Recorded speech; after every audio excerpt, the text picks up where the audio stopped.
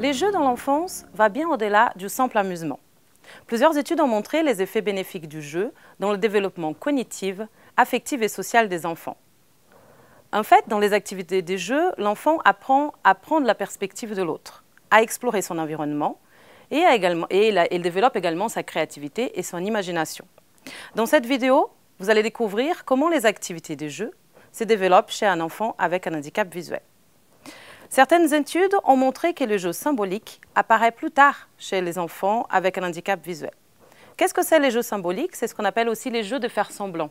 C'est-à-dire, c'est des types de jeux où l'enfant s'imagine faire autre chose ou être quelqu'un d'autre. Par exemple, il va être assis dans un canapé et s'imaginer qu'il est dans un bateau en train de pêcher, qu'il traverse une tempête, qu'il voit une baleine, voilà, des choses comme ça. Et dans le cadre du jeu symbolique, il va aussi parfois utiliser des objets, détourner des objets de leur fonction primaire. Comme par exemple, dans l'exemple que je vous ai donné, il peut utiliser un bout de bâton pour faire semblant de pêcher.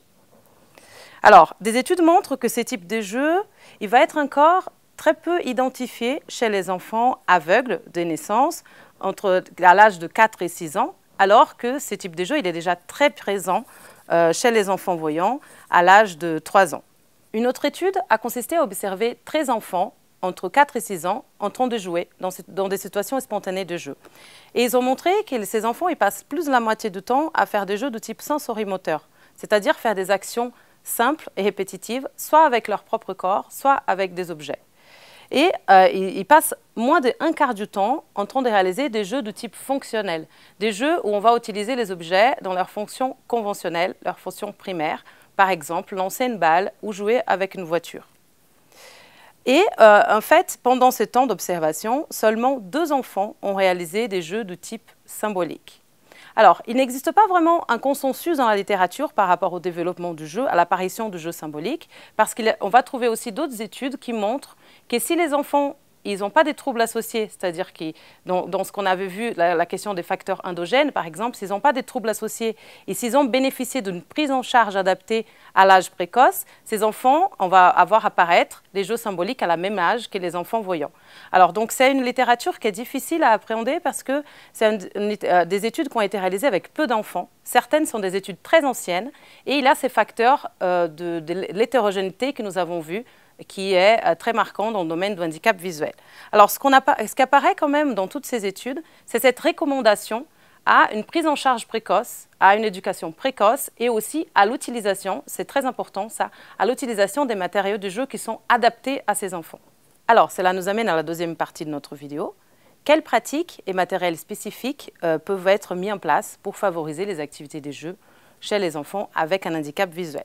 Alors, il est important, tout d'abord, au niveau des pratiques, au niveau de la prise en charge, de fournir des instructions claires pour s'assurer que l'enfant vraiment a compris le jeu symbolique.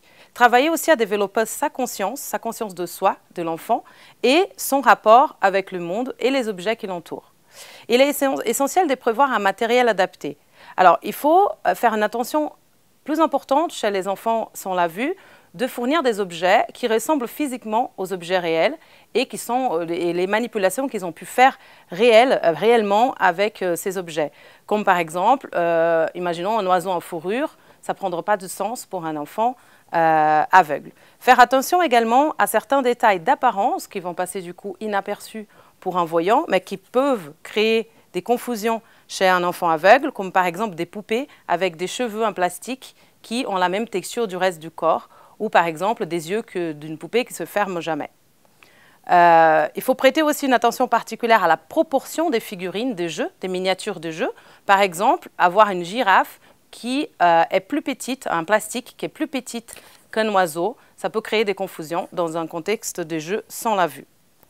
Des études ont montré également que les jeux symboliques est mieux intégrés chez les enfants qui, depuis très tôt, ont pu participer à des activités, des lectures partagées, et qui ont, par exemple, raconté des histoires avec leurs parents et que leurs parents leur racontaient des histoires.